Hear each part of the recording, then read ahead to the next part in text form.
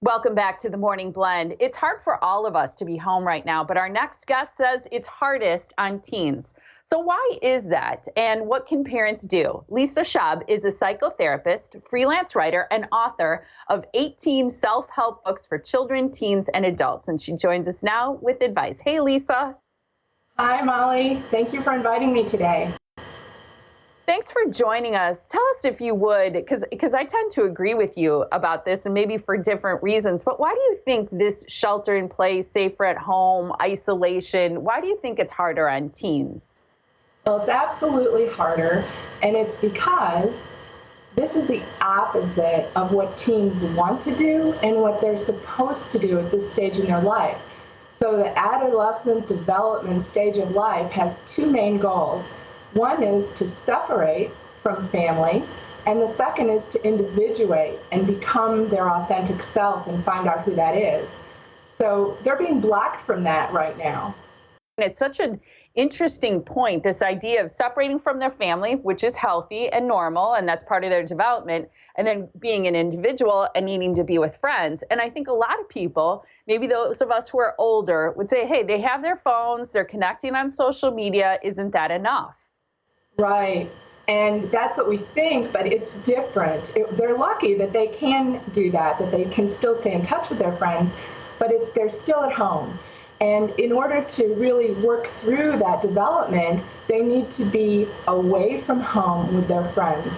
So that's why they go to malls and movies and fitness centers and coffee shops and libraries and parks, because it gives them a chance to be independent and yet still come back home at night to the safe nest. And they're being blocked from doing that right now. Great point. And here's another one. I thought, especially for my son who's 17, it'd be like, hey, you're not in school. Wouldn't this be like a dream come true? So what's your opinion about that? Shouldn't they just be happy to not be in school? Right, right. And if school were just sitting in a desk listening to a teacher lecture, that would be one thing. But school is so much more for them. School is that separation and individuation opportunity. It's a chance to be with friends, be away from home, and yet in a safe environment. And also, it helps them to discover and explore themselves in so many ways. There's the clubs and activities that they have that allow them to find out what their passions are and what they're good at.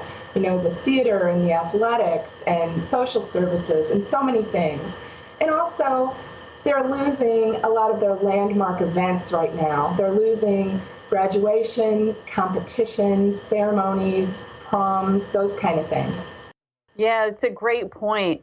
And I think too about us as parents and how we can help them, because so much of it is sort of this dance between giving them space and leaving them alone, and then also wanting to help them and reach out. So what do you suggest that we can do to help make this easier for them? Yeah, I always tell parents the best thing you can do for your child is to be healthy yourself. So number one, take care of yourself emotionally, because if you can be calm and centered, even at a hard time, then when your teen comes to you with their emotions, you can handle them better. And instead of pushing them away, you can validate their feelings, not accept inappropriate behavior, but help them to learn to manage those feelings, whether in a safe way, whether that's through creative expression or exercise, which is always at the top of the list for releasing feelings. And also, we can try to find ways to continue to promote that separation and individuation even while we're stuck at home. So give them as much space as you can. Let them be alone. Let them forget about family dinners if they want to. If you have a small space, let everyone have some privacy with the screens or in a particular room. You can promote independence also by trusting them to manage their homework schedule, their sleep schedule, their eating schedule. They can plan for times when they will be able to separate and individuate more again.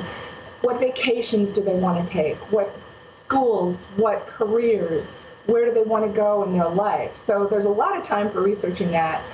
And also, teens have lost job opportunities too.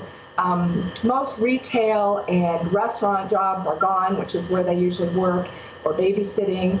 So if you can find a way to help them do some big project at home where they can earn a little money, whether it's painting a room or cleaning out the garage or maybe helping you with tech support so that they can separate themselves in that way too and have that outlet.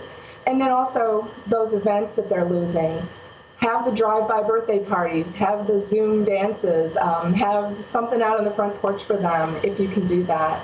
And then finally, if you can help them hook into their higher self and look for something they can give right now, that can be helpful. And that's another way to develop their unique self is, what could I do? Could I bake cookies for neighbors? Could I foster a kitten or a puppy? Could I tutor little kids on video? Sometimes that helps them pull out of the kind of place they feel stuck in. Those are some great suggestions, Lisa. Thank you so much for joining us. We appreciate your time. Welcome. Glad to be here. And people can go to our website, themorningblend.com, to learn more about Lisa and her 18 self-help books. She also has a website. It's lisamschabbooks.com.